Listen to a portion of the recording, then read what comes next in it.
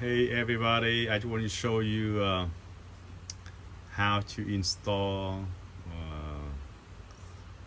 the proper way for the little giant heater.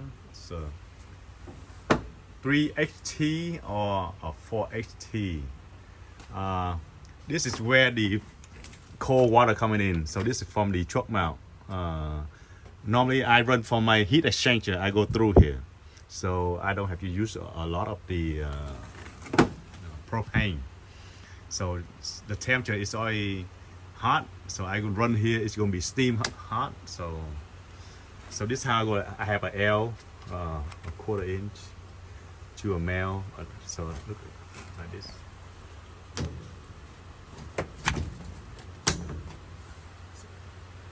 And for the gas line, this is the optional. I go ahead and install. Normally they go straight. I see a lot of people they run straight like this, but I don't like it's in the way, so I make a little L, the L shape, go down, and I have a lock.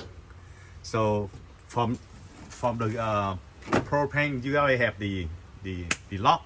So it's the another one. So it's the safety. So which is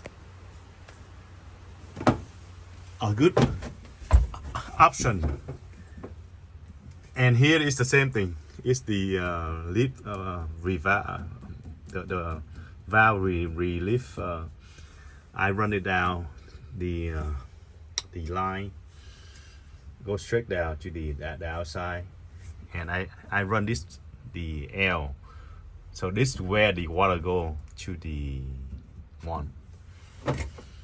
So that line, or you have an optional. I run this back, put back to the truck mount, so the truck mount can read the temperature, or I can run this straight to the one to the house. So that line I run it to right here. So where is the real? So it's convenient. So that's it.